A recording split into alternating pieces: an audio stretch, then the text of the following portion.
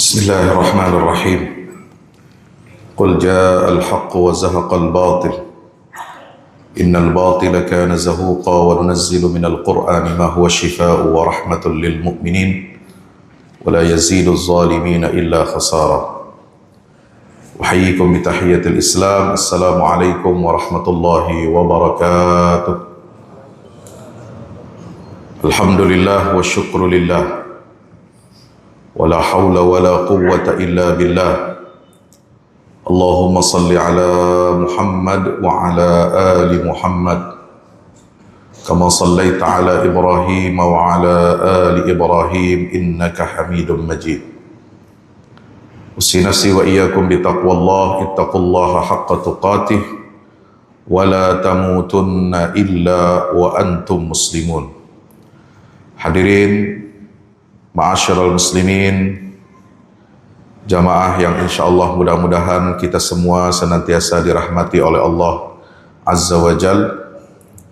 Bersyukur kita kehadirat Allah pada kesempatan subuh yang berbahagia ini kita masih diberikan nikmat iman dan Islam, nikmat kesehatan, nikmat istiqamah, karena kita bisa melaksanakan ibadah subuh berjamaah ini. Kita bisa hadir di majelis ilmu di mana saja yang bisa kita hadiri. Kita bisa melaksanakan berbagai macam ketaatan kepada Allah. Itu semua hakikatnya adalah karunia dan hadiah dari Allah Subhanahu wa ta'ala.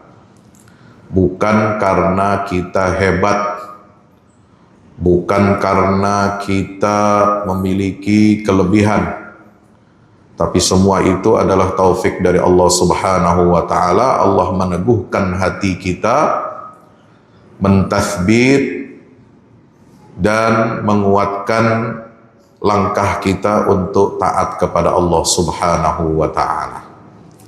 Alhamdulillah, pagi hari yang berbahagia ini 24 Zulhijjah tahun 1447 Hijriyah.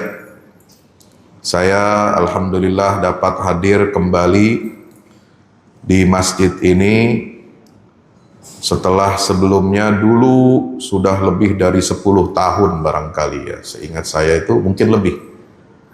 Sebab pertama kali saya datang ke Banjarmasin itu dulu untuk membedah buku yang diterbitkan oleh Majelis Ulama Indonesia tentang mengenal dan mewaspadai penyimpangan Syiah di Indonesia.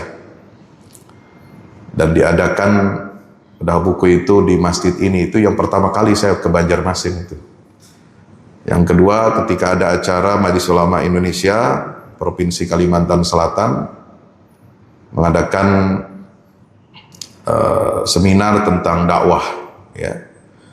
Nah, alhamdulillah pagi hari ini saya dapat bersilaturahim, bertatap muka dengan seluruh jamaah kaum muslimin dan muslimat dan juga pengurus Yayasan Masjid Hasanuddin Majdi ini, di mana di bulan Zulhijjah ini ada satu peristiwa yang luar biasa, di mana Allah Subhanahu wa ta'ala mengingatkan kepada kita tentang kesempurnaan agama Islam.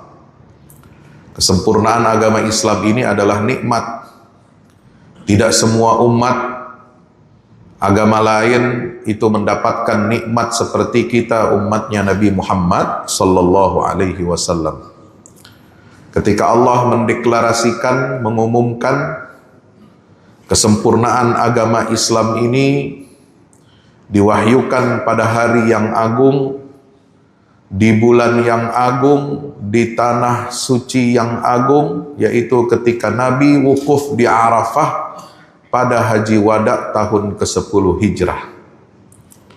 Disitulah Allah Subhanahu wa ta'ala menurunkan ayat ketiga surah Al-Ma'idah, Al-yawma akmaltu lakum dinakum wa atmamtu alaikum ni'mati wa raditu lakumul Islam madina. Pada hari ini, hari Arafah, 9 Zulhijjah, di bulan yang agung, hari pengampunan dosa, hari di mana Allah paling banyak membebaskan hamba dari siksa api neraka, hari kemuliaan yang disebut dengan wasyahidin wa masyhud, yang dipersaksikan oleh Allah Subhanahu wa taala. Hari di mana Allah mengambil mitsaq, perjanjian agung umat manusia untuk mengakui Allah sebagai Rabbnya. Wa idh akhadha rabbuka min bani adama min zuhurihim dzurriyyatahum wa ashhadahum ala anfusihim alastu bi rabbikum qalu bala syahidna an taqulu yaumal qiyamati inna kunna an hadza ghafilin. Surat Al-A'raf ayat 172 itu menyatakan bahwa Allah telah mengumpulkan seluruh manusia sebelum lahir ke bumi ini, dikumpulkan rohnya sebelum mereka menerima amanah taklif, sebelum mereka menjadi khalifah di atas muka bumi. Allah kumpulkan mereka di alam malakut, mengambil persaksian mereka dan sumpah mereka, alastu bi rabbikum, bukankah aku ini Tuhan kamu, pencipta kamu, pemberi rizki kamu? Maka semua manusia menjawab bala. Mereka semua mengatakan, benar ya Allah, engkau adalah Tuhan kami. Itulah pendidikan tauhid yang pertama yang diterima oleh manusia sebelum lahir ke muka bumi. Makanya Nabi SAW dalam sabdanya mengatakan apa? Kullu mauludin yuladu alal fitrah. Setiap bayi yang lahir, semuanya lahir di atas dunia ini dalam keadaan fitrah, di mana Allah mengumpulkan manusia seluruhnya ini, mengajarkan tauhid pertama kali kepada mereka. Para ulama ahli tafsir ketika menjelaskan ayat 172 surat Al-A'raf mengatakan Allah mengumpulkan mereka di satu tempat, yaitu Na'man. Na'man itu adalah nama lain dari lembah Arafah. Itulah titik nol tauhid. Titik apa? Titik nol tauhid. Kita cuma taunya titik nol IKN. Kita cuma taunya titik nol Nusantara di Barus, Sumatera Utara, ya. Nah, titik nol tauhid kita nggak tahu, ini musibah. Ya. Makanya kita harus pelajari agama, pelajari tafsir, pelajari ayat-ayat Al-Quran. Di mana titik nol tauhid itu kita diajarkan oleh Allah tentang tauhid, rububiyah, uluhiyah.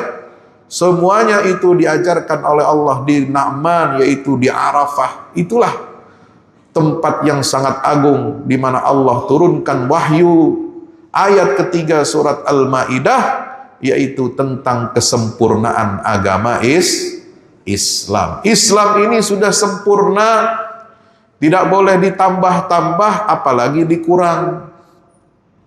Harus tetap, harus ajak, harus utuh, tidak lebih dan tidak kurang. Karena Islam itu adalah agama wahyu yang final dari Allah Subhanahu wa taala. Ya, tetapi ada saja di zaman sekarang ini, bahkan bukan hanya sekarang. Sejak zaman dulu Islam ini dirongrong oleh banyak pihak, dari luar maupun dari dalam sendiri. Islam ini dirongrong, direkayasa untuk apa? Dihancurkan. Kalau tidak bisa dari luar, dengan penjajahan, dengan pembantaian, dengan penyiksaan, sebagaimana yang dihadapi oleh para nabi dan rasul, dan termasuk Nabi kita Muhammad SAW. Konspirasi kaum musyrikin dan juga kaum munafikin di Madinah, mereka berkonspirasi melawan Rasulullah. Ya, ketika di Madinah juga tambah lagi yang berkonspirasi melakukan makar, yaitu kaum Yahudi Bani Qainuqa, Bani Nadir, dan Bani Quraizah. Mereka ingin menghancurkan Islam, tapi mereka tidak berdaya di hadapan kekuatan persatuan umat Islam, yaitu sahabat-sahabat Nabi yang dibimbing oleh wahyu Allah Subhanahu wa taala, yang digambarkan di dalam Al-Qur'an, mathaluhum kamathalit Taurah. Ya. Mereka disebut sebagai apa? Orang-orang yang senantiasa apa? Muhammadur Rasulullah. Walladzina ma'ahu asyidda'u 'alal kuffar ruhama'u bainahum tarahum ruk'an sujada yabtaghuna fadlan minallahi wa ridwana simahum fi wujuhihim min atharis sujud dzalika matharuhum fit taurati wa mathaluhum fil injil. Surat apa? Al-Fath ayat berapa? 29. Perumpamaan para sahabat Nabi itu apa? Kazar'in akhraja syat'ahu, seperti tunas tanaman tumbuhan yang mengeluarkan apa? Setelah benih itu ditanam di dalam pohon lalu disirami maka keluarlah tunasnya. Akhraja syat'ahu fa'azarahu, kemudian dia semakin membesar. Semakin hari tumbuh dengan baik. Fastawa ala suqihi, kemudian dia menjadi besar dan berbuah. Yu'jibuz zurra'a liyaghiza bihimul kuffar. Bangunan Islam yang dibangun oleh baginda Nabi SAW, di mana batang pokoknya, dahan dan rantingnya sebagai pembela agama Islam yang pertama dan pejuang Islam yang pertama itu adalah para sahabat Rasul sallallahu alaihi wasallam. Itu apa? Kata Allah, yu'jibuz zurra'. Tanaman itu membuat kagum para petani yang dulu menanamnya. Liyaghiza bihimul kuffar. Sehingga apa? Kekuatan Islam, ini kekuatan Islam yang Allah berikan kepada Nabi Muhammad dengan apa? Dengan lahirnya jamaatul muslimin, jamaahnya para sahabat Nabi yang kuat kokoh itu tidak seperti yang dialami oleh nabi-nabi terdahulu. Nabi-nabi terdahulu itu tidak banyak pengikutnya. Tidak banyak orang-orang di sekelilingnya yang setia, yang berjuang untuk menegakkan tauhid, menegakkan agama Allah. Tapi Allah melindungi risalah akhir zaman, Rasul akhir zaman, yaitu Nabi Muhammad SAW. Diberikan apa karunia dari Allah kepada nabinya, yaitu sahabat-sahabatnya yang digambarkan asyidda'u 'alal kuffari ruhama'u bainahum. Mereka orang-orang yang kuat, tegas terhadap orang kafir dan berkasih sayang di antara sesama mereka. Alhamdulillah. Untuk apa? Liyaghiza bihimul kuffar. Bangunan Islam yang kokoh ini itu membuat apa? Orang-orang kafir itu dengki, membuat orang-orang kafir itu benci dan marah, tetapi tidak bisa mereka salurkan kemarahan itu. Itu namanya ghaiz. Makanya Al-Quran mengatakan qul mutu bi ghaizikum, ya, matilah kalian karena apa? Rasa dendam kalian itu. Kenapa? Dendam yang nggak bisa tersalurkan itu bisa bikin orang apa? Darah tinggi, ya. Bikin orang apa? Cepat mati. Makanya jangan banyak dendam sama orang. Qul mutu bi ghaizikum.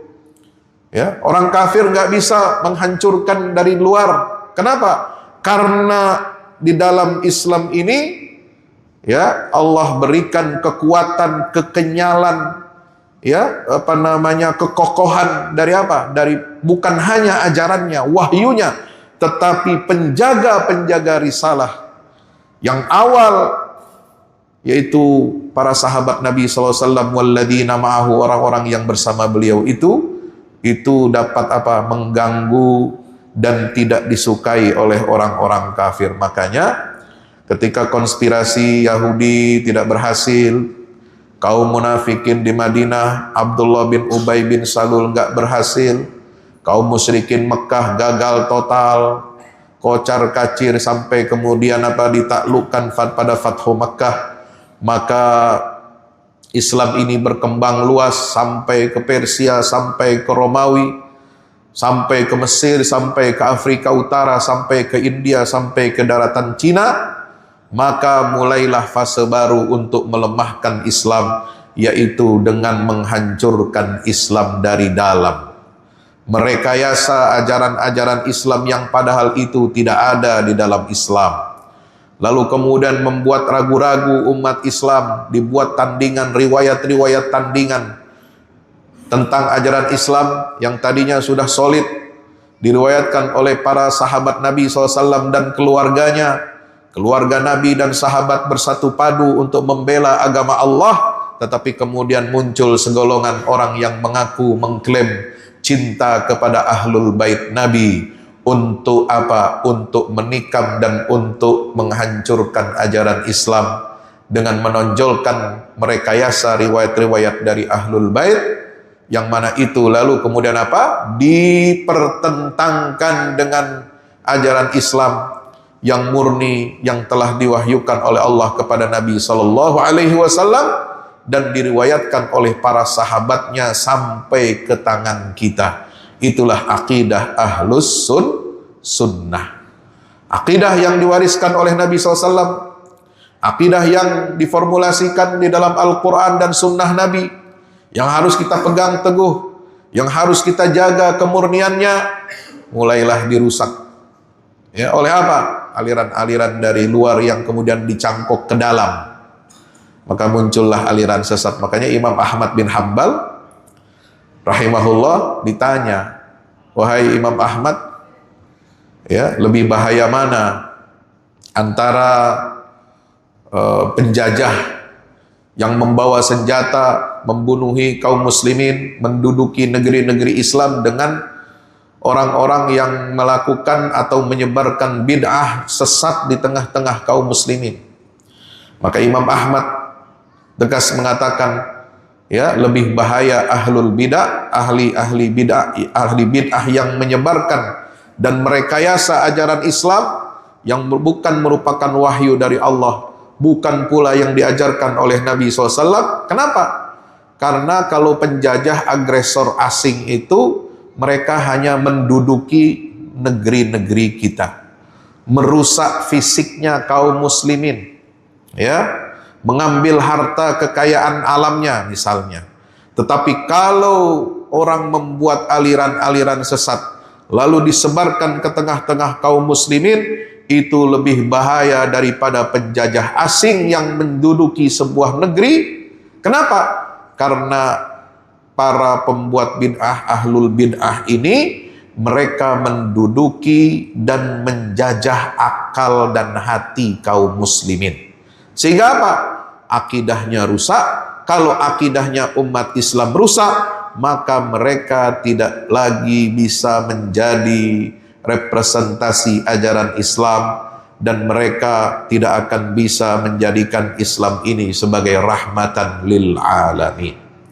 Saudaraku yang dirahmati Allah Subhanahu wa taala, nah salah satu, ya, ajaran yang menyimpang itu adalah apa? Mereka, ya, menyatakan bahwa ayat al-yauma akmaltu lakum dinakum itu turunnya bukan di Arafah. Sebagaimana diriwayatkan oleh jumhur sahabat, ya, yang disaksikan oleh 100.000 kaum muslimin. Ya, Haji Wada itu kan disaksikan oleh umat Islam banyak. Mereka mendengarkan khutbah Rasulullah SAW di Jabal Rahmah. Mereka mendengarkan langsung Nabi SAW menyampaikan ayat yang dibawa oleh malaikat Jibril di hari Arafah itu. Al-yauma akmaltu lakum dinakum. Kemudian ada segolongan orang, segelintir orang membawa dalil aneh, membawa sebuah pemahaman yang aneh bahwa ayat al-yauma akmaltu lakum dinakum wa atmamtu alaikum ni'mati wa raditu lakumul islam madina, itu katanya bukan turun tanggal 9 Zulhijjah, tapi turunnya tanggal 18 Zulhijjah. Berarti beda berapa hari? 9 hari. Di mana turunnya? Bukan di Arafah, tapi di sebuah tempat oase di tengah padang pasir, yaitu yang namanya Ghadir Khum. Makanya terkenal ada hadis di kalangan Syiah itu namanya hadis Ghadir Khum. Apa hadis Nabi yang dinyatakan oleh beliau di situ? Yaitu Nabi bersabda, man kuntu maulahu fa'aliyun maulahu. Siapa yang menjadikan aku sebagai pemimpinnya, maka dia harus membaiat atau menjadikan Ali bin Abi Thalib sebagai pemimpinnya. Tidak ada hujan, tidak ada mendung, Tidak ada angin tiba-tiba, ya.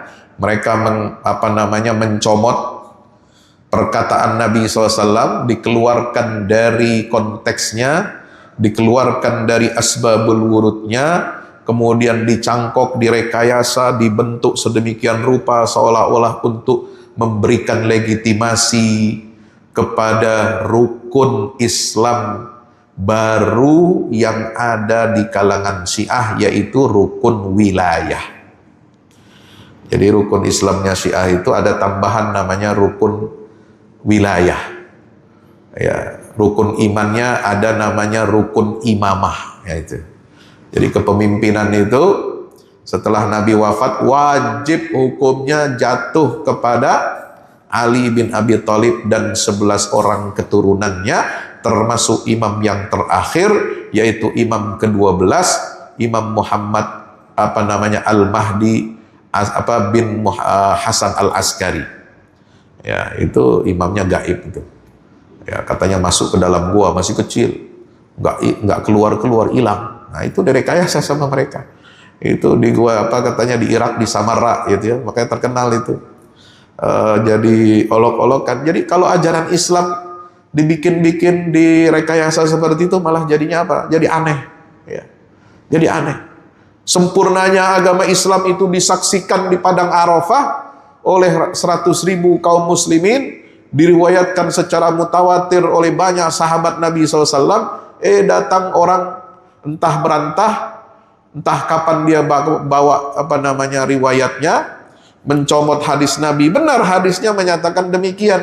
Man kuntu maulahu fa'aliyun maulahu. Siapa yang menjadikan Ali, tetapi bukan maula di situ artinya sebagai pemimpin, tetapi artinya sebagai kekasih atau orang yang dekat gitu. Man kuntu maulahu fa'aliyun maulahu. Dalam rangka apa Nabi menyatakan hal demikian? Ini pertanyaannya. Ya, kenapa?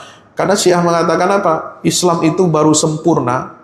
Sempurnanya agama Islam itu ketika Nabi mengangkat tangan Ali di Ghadir Hum untuk ditunjuk menjadi pengganti beliau setelah beliau wafat. Lah Nabi saja tidak tahu kapan wafatnya.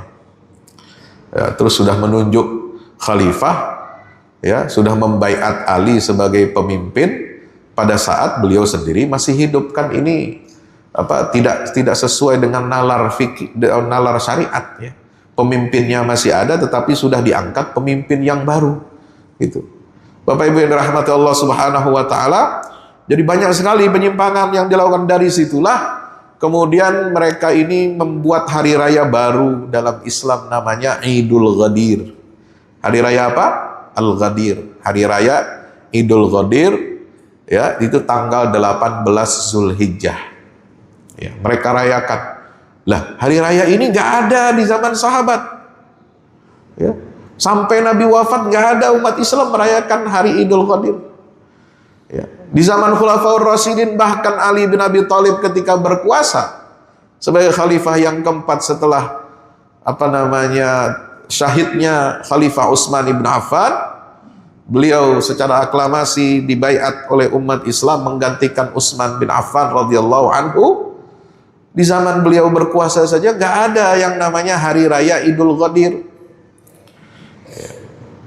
Apalagi di zaman kekuasaan setelahnya, di zaman Bani Umayyah, ya, kemudian di zaman Abbasiyah baru dirayakan Idul Ghadir ini. Menurut para sejarawan ahli tarikh itu pada masa dinasti Buwaihiyah. Kapan? Itu pada tahun 325 Hijriyah. Coba, Nabi hijrahnya kapan, wafatnya kapan, ya, syariatnya sudah berhenti, ya. Ya, wahyu itu kan berhenti dengan apa? Dengan wafatnya Nabi SAW. Ya, yang berhak untuk membuat syariat itu hanya Allah dan Rasulullah SAW. Yang berhak untuk menetapkan ada hari raya itu hanyalah Allah dan Rasulnya.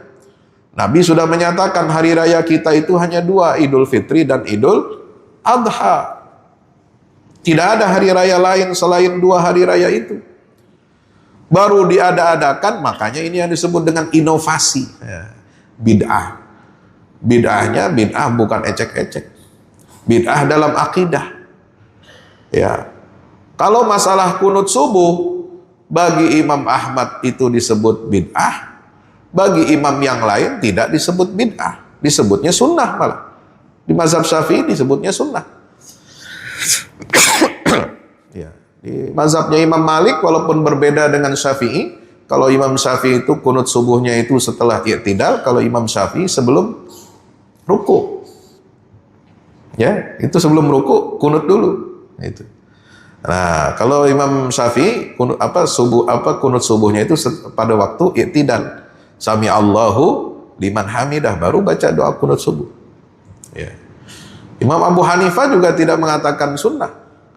Ya, Imam Ahmad tidak mengatakan sunnah. Jadi itu bukan persoalan bid'ah seperti yang dicela oleh Nabi kita Muhammad SAW tentang bahaya bid'ah, yaitu bid'ah inovasi dalam akidah, inovasi dalam syariat yang baru. Ya, maka hati-hati. Ya, baru munculnya abad keempat Hijriyah, coba bayangkan. Nah, itu pun dipaksakan, ya, direkayasa oleh tokoh-tokoh agama mereka ini, ya, untuk supaya apa? Karena akidah Hidul Ghadir itu porosnya adalah kepada rukun Islam dan iman di kalangan mereka yang direkayasa namanya wilayah dan imamah.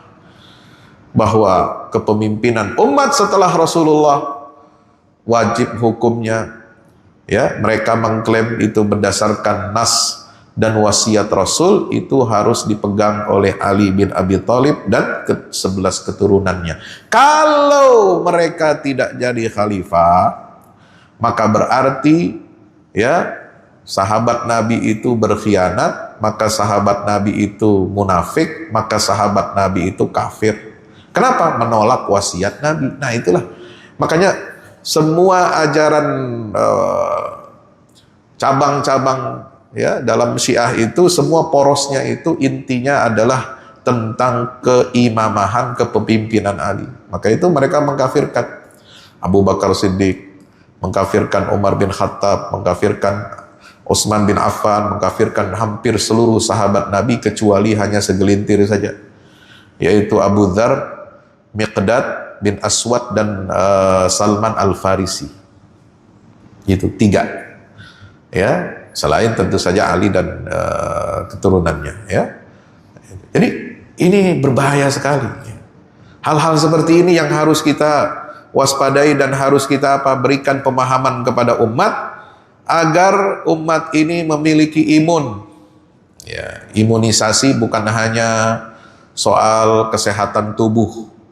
Kita divaksin, ya, untuk menguatkan anak kita agar tidak terserang penyakit-penyakit yang membahayakan, ya, seperti campak dulu, polio, kemudian banyak vaksin-vaksin itu imunisasi. Tapi imunisasi yang paling penting adalah imunisasi akidah. Ya, ketika orang ingin menggeser akidah tentang Islam ini yang rahmah, yang universal, digeser menjadi seolah-olah persoalan Islam ini adalah milik keluarga.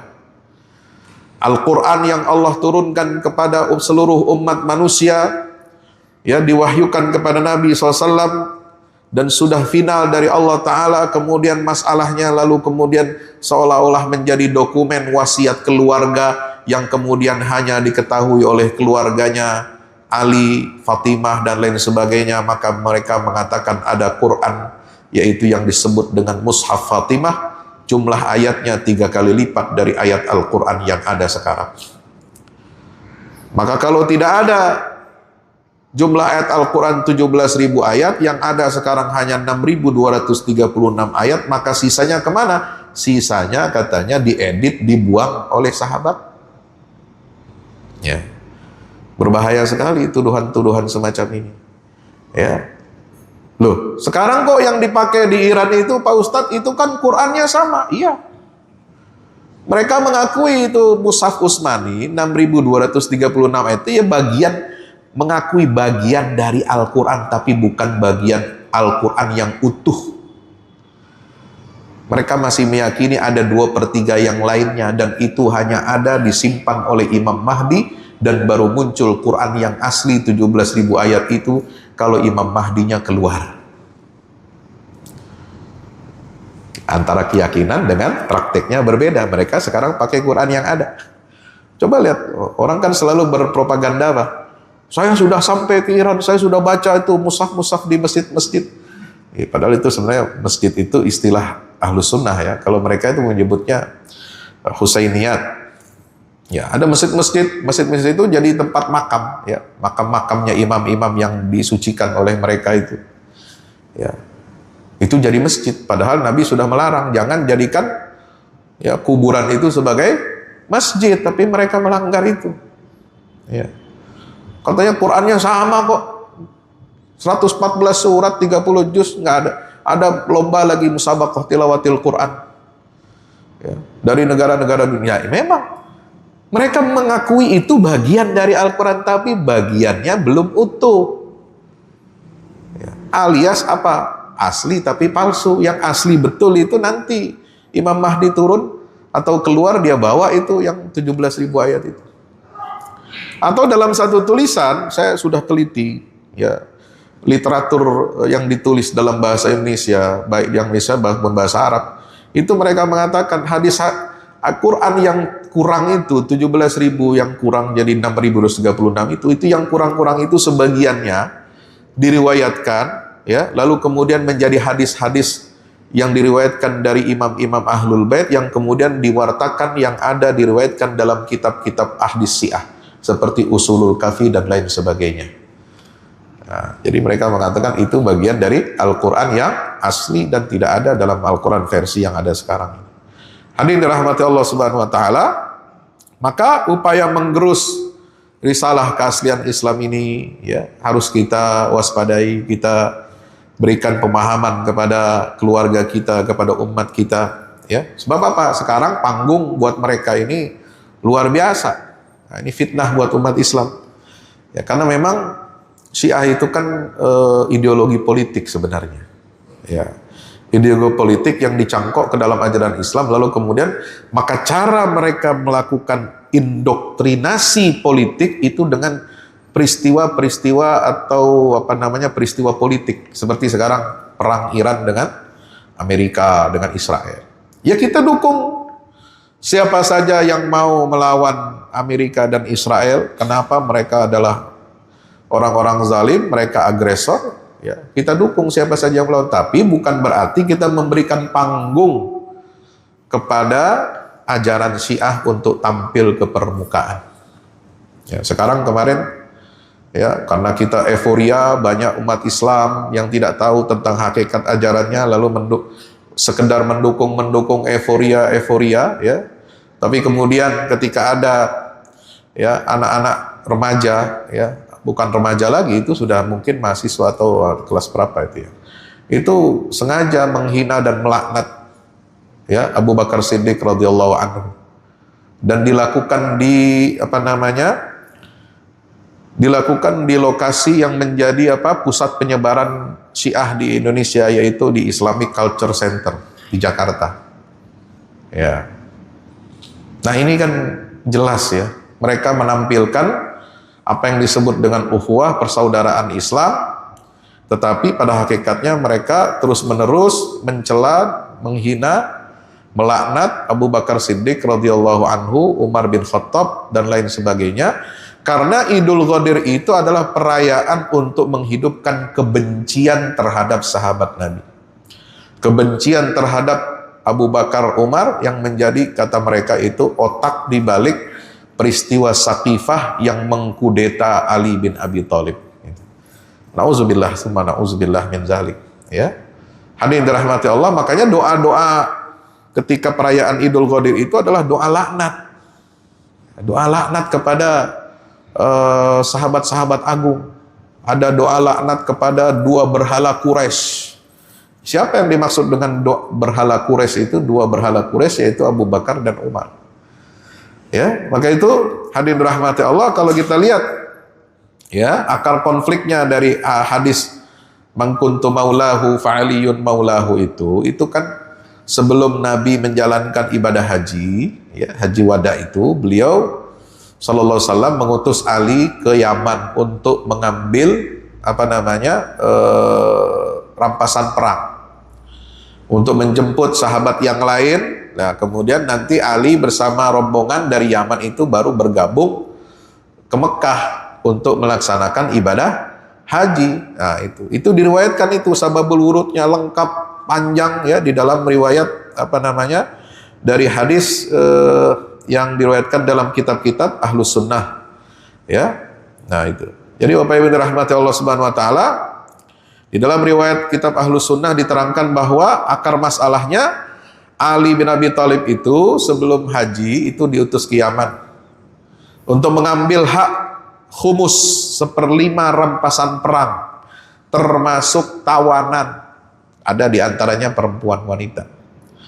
Ya, sebagian sahabat termasuk ada yang namanya Buraidah memprotes keputusan Sayyidina Ali. Kenapa Sayyidina Ali sebelum dibagi khumusnya oleh Rasulullah itu di tengah perjalanan beliau mengambil seorang budak wanita tawanan ya.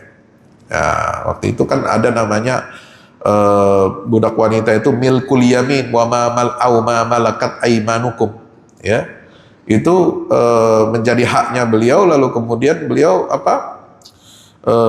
keputusannya itu ya menimbulkan hal-hal yang tidak enak ya di kalangan sahabat-sahabat lainnya. Maka kemudian sampai di rombongan haji di Mekah ya, sudah ada protes itu dilaporkan langsung kepada Nabi SAW pada saat musim haji, tapi Nabi saat itu tidak langsung meresponnya, tapi beliau meresponnya dengan diam ya, dan beliau tidak memberikan jawaban yang langsung. Kenapa? Karena sedang mempersiapkan ibadah haji ya. Jangan sampai nanti kalau ada rumor-rumor tentang Ali bin Abi Thalib lalu kemudian memecah konsentrasi para sahabat Nabi, lalu kemudian ibadahnya ini menjadi kurang berjalan dengan baik dan maksimal. Maka baru Nabi SAW memberikan klarifikasi atas tindakan Ali yang mengambil sebagian dari harta khumus itu ya, itu diklarifikasi oleh Nabi pada saat perjalanan pulang dari Mekah setelah ibadah haji itu ke Madinah. Karena Nabi kan setelah haji itu tidak mukim lagi di Mekah, Pak. Ya, tidak mukim lagi di Mekah, tapi beliau kembali ke Madinah ya. Nah, di dalam perjalanan pulang itu sampai di daerah yang namanya Juhfah. Juhfah itu letaknya kurang lebih 170 km sebelum Madinah. Mekah Madinah itu kan jaraknya kurang lebih 500 kilometeran ya. Nah, 170 hampir sampai ke Madinah. Nah, Nabi berhenti di tempat oase Ghadir Khum itu, dan beliau menyampaikan meluruskan pandangan bahwa Ali itu benar, kalian jangan protes. Kalau siapa yang menjadikan aku sebagai kekasihnya, maka Ali adalah menjadi kekasihnya. Nah, itulah klarifikasi sesungguhnya. Nah, ini. Jadi ini harus kita sampaikan hal-hal yang paling mendasar dan fundamental. Sebab apa?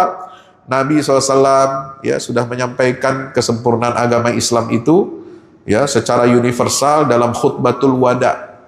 Semua perkara-perkara Islam dari A sampai Z, dari yang besar sampai yang kecil, pokok-pokok agama itu sudah dijelaskan oleh Nabi dalam khutbahnya di Arafah. Maka kita tidak boleh menambah-nambah, tidak boleh mengurang-urangi pokok-pokok akidah dan syariat yang telah diajarkan oleh Nabi SAW. Jangan sampai kita bersikap permisif, membiarkan, apalagi merestui ajaran dan akidah-akidah yang sesat lagi menyimpang hanya karena alasan politik. Politik kita boleh memihak siapa yang dizalimi. Ya, kalau Iran diserang duluan, ya dia berhak membalas. Ya kita dukung sikap politiknya Iran. Tetapi di sisi lain, jangan kemudian itu kita membenarkan, menjadikan itu sebagai panggung untuk mereka menyebarkan ajaran-ajarannya. Demikian, mudah-mudahan bermanfaat. Kalau ada sedikit jamaah yang ingin bertanya, ya tentang tema kita pagi ini atau yang lain dipersilakan. Silakan. Ada? Ya, Pak Abdul Hamid, silakan. Terima kasih. Assalamualaikum warahmatullahi wabarakatuh. Waalaikumsalam. Terlepas dari antara politik Iran dan Amerika Israel tadi, kita sangat mendukung itu Iran, karena walaupun terlepas dari Syiah tadi, ya, mau Syiah mau apa, yang jelas dunia itu tidak ada yang lain peduli dengan Palestina, itu hanya Iran yang peduli. Sementara umat Islam yang lain itu berpangku tangan dan sembunyi, tidak ada yang berani. Baik. Yang ingin kami tanyakan, apakah keputusan dari pihak Majelis Ulama Indonesia itu yang mengatakan dia Syiah itu, oke lah kita katakan Syiah itu, tapi dia keberanian dia melawan orang-orang yang zalim seperti Israel dan Amerika, kita acung jempol. Ya. Yang saya tanyakan, bagaimana sikap umat Islam di dunia, itu yang pertama. Terus yang kedua, mengenai kita beribadah kepada Allah Subhanahu Wa Taala, apapun bentuknya yang dikatakan antara Makkah dan Madinah, antara khususnya kita di Indonesia ini, ada kelihatan mungkin ada perbedaan sedikit, yaitu mengenai sholat berjamaah. Kalau di Mekah, Madinah itu sholatnya kelihatannya mungkin karena manusianya banyak, umatnya banyak, itu duduk tawaruk dan duduk ininya istirosnya itu sama. Sementara kita di Indonesia khususnya itu hanya kita berpegang kepada akhir-akhir. Kalau rakaat, kalau sana sama kelihatannya mungkin karena jemaahnya yang memudahkan kita. Terima kasih. Assalamualaikum warahmatullahi wabarakatuh. Waalaikumsalam warahmatullahi wabarakatuh. Terima kasih. Jadi ke dalam masalah Palestina, jamaah dirahmati Allah, semua umat Islam sepakat. Ya, sepakat kita mendukung Palestina. Ya, menghadapi kekejaman dan agresi serta pembantaian yang dilakukan oleh Israel. Tidak ada umat Islam yang tidak mendukung kecuali yang tidak mau. Ya. Tidak ada yang tidak mendukung kecuali yang tidak mau. Nah, siapa yang tidak mau? Ya kecil sebenarnya. Tapi kemudian dihembuskanlah bahwa pejuang Palestina di Gaza itu adalah Syiah. Kita nggak boleh dukung Syiah. Kenapa? Karena pejuang Gaza itu didukung oleh Iran. Nah, nggak begitu cara berpikirnya. Ya, pejuang Palestina itu semuanya Ahlus Sunnah. Loh, kenapa mereka mau menerima bantuan dari Iran? Ya karena tidak ada jalan lain. Ya, kita terima bantuan menghadapi penjajah, mau bantuannya dari komunis, dari ateis, dari orang kafir sekalipun, ya kita terima. Selama syarat-syarat itu tidak mengikat, selama tidak ada syarat yang mengikat. Dan pejuang Palestina itu tegas, nggak boleh menyebarkan Syiah di kalangan masyarakat Palestina, terutama di Gaza. Ya, pernah dulu ada yang nekat mau menyebarkan ajarannya diam-diam, lalu bikin aula pertemuan ya untuk yang dinamakan dengan Husainiyat, itu langsung dihukum, Pak, dihukum oleh Hamas. Ya, orang yang menyebarkan itu langsung dihukum ya, menurut keterangan yang yang sampai ke saya itu sampai tangan dan kakinya dipatahkan. Ya, supaya apa? Jerak, ya. Tidak boleh menyebarkan ajaran-ajaran itu. Ya, artinya apa? Kita bisa berkoalisi, kita bisa menerima bantuan dari pihak manapun, tapi jangan kita sampai mengorbankan akidah. Itu prinsip, ya. Sebab apa? Sulit ya. Sebab pemerintahan negara-negara Arab Timur Tengah, walaupun mereka membantu logistik, membantu ekonomi Palestina, membantu pengungsi-pengungsi Palestina, tapi mereka tidak berani kan frontal membantu senjata. Nah, yang dihadapi ini Israel. Israel ini ya pakai senjata untuk membunuhi orang Palestina. Nah, harus dilawannya dengan apa? Apa masa dilawan dengan tepung? Kan nggak bisa. Mau dilawan dengan minyak kan nggak bisa. Dilawannya dengan senjata. Nah, negara-negara Arab itu nggak berani mengirimkan senjata. Kenapa? Ya karena bosnya Amerika kan gitu. Ya, mau diboikot sama Amerika kan susah nanti.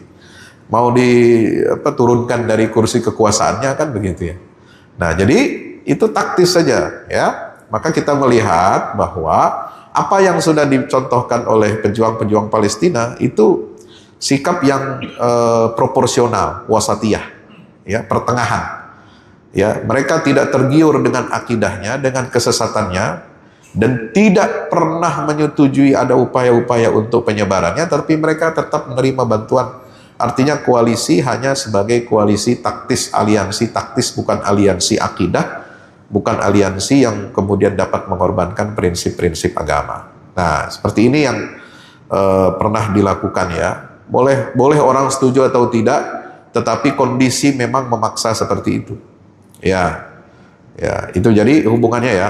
Jadi bukan persoalan umat Islam nggak dukung Palestina, nggak, semua mendukung. Hatta saya yakin ya, semua pemimpin-pemimpin negara Islam, raja-raja Arab itu semua pasti bersama rakyat Palestina. Cuma persoalannya kan yang dihadapi ini Israel dan Amerika yang hegemonik gitu ya, menguasai Timur Tengah betul itu. Ya, mereka bisa terancam kapan saja itu bisa dimadurokan. Tahu Maduro? Ya, Presiden Venezuela itu ya cuma berapa jam dicokok, ditangkap sama Amerika, kemudian dibawa sana ya. Negaranya akhirnya dikuasai oleh gerombolan yang pro Amerika. Mau seperti itu. Nah, itu kan juga bencana ya, nggak mudah memang pilihannya. Ya, maka kita tetap berprasangka baik ya kepada pemimpin-pemimpin Arab itu, yang mereka bisa membantu dengan semampunya, dengan apa yang mereka bisa bantu. Nah, kita juga harus membantu dengan apa yang bisa kita bantu, seperti itu. Tanpa kita lalu kemudian mengglorifikasi, apalagi membenarkan ajaran-ajaran yang menyimpang. Itu yang pertama. Yang kedua, yang terakhir tentang masalah fikih ya. Di Tanah Suci itu ya kemarin tempat ditanyakan juga mengenai sholat safar. Ya, kalau di Mekah, di Madinah, ketika kita tidak bepergian, ya itu ya kita sholat biasa lima waktu ya, walaupun kita bepergian, tapi kan di sana faidahnya besar.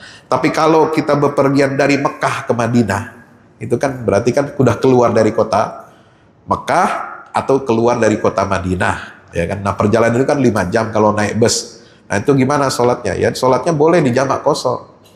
Ya, karena itu wilayah yang dibolehkan untuk kita jamak dan qashar ya. Karena itu bukan lagi kita sholat di Masjidil Haram atau di Masjid Nabawi gitu. Nah, kemudian yang duduk tahiyat akhir itu juga kan ada ikhtilaf ulama. Ya, sebagian ulama duduk tahiyat akhir itu dengan iftirash, ya, artinya apa? Iftirash itu pantat satu ada yang nempel ke tanah gitu. Ya, tapi ada juga yang tawarruk itu ya, tawarruk itu yang pantat satu nempel ke tanah yang biasa dilakukan oleh bapak-bapak di sini. Ya, tapi ada juga imam mazhab yang mengatakan tidak perlu tawarruk, iftirash saja cukup, yaitu dengan duduk seperti biasa kita duduk bersimpuh itu ya, dan itu tergantung juga dengan kebiasaan kita masing-masing, dan tergantung juga dengan kondisi kaki kita masing-masing. Ya, saya sejak tahun 2010 karena kecelakaan nggak bisa saya duduk tawarruk itu. Ya, jadi duduknya hanya bisanya iftirash, itu pun kurang sempurna. Kenapa? Karena memang lutut sebelah kanan saya ini tidak bisa lurus gitu ya, duduknya. Nah, itu jadi disesuaikan saja. La yukallifullahu nafsan illa wus'ah. Termasuk ketika misalnya jamaah padat, ya kita jangan maksa-maksain tawarruk duduknya. Ya duduk saja iftirash. Mazhab lain juga membenarkan kok. Gitu. Dan para sahabat Nabi juga mempraktekkan duduk tahiyat itu 2 macam. Ada yang tawarruk, ada yang iftirash. Mencontoh dua-duanya dari Nabi Muhammad sallallahu alaihi wasallam. Demikian, wallahu a'lam. Segera hadir buku terbaru dari Ustadz Fahmi Salim, Haji dari Pemurnian Misi Kenabian ke Revolusi Kebangkitan. Buku ini berisikan 336 halaman yang merupakan sebuah karya reflektif yang mengajak para pembaca menelusuri makna haji lebih dalam dari sekedar ritual tahunan. Buku ini menghadirkan perspektif spiritual, historis, dan peradaban yang menggambarkan ibadah haji sebagai momentum pemurnian jiwa, sekaligus titik awal kebangkitan umat. Melalui bahasa yang mengalir dan analisis yang tajam, pembaca diajak untuk memahami hakikat haji sebagai perjalanan menuju Allah. Selain itu, pembaca juga diajak untuk menilai persatuan dan kesetaraan dalam beribadah. Dimensi sosial dan peradaban dari manasik haji sampai peran haji dalam menjaga warisan kenabian hingga spirit kebangkitan umat dalam bingkai tauhid. Buku ini lebih dari sekedar buku religi. Ini adalah ajakan untuk melihat ibadah haji sebagai gerakan transformasi diri dan gerakan keumatan. Segera hadir di toko buku favorit Anda dan jangan lewatkan kesempatan untuk menjadi bagian dari perjalanan bermakna ini. Untuk pemesanan, hubungi nomor berikut ini atau klik link di bawah ini. Assalamualaikum warahmatullahi wabarakatuh.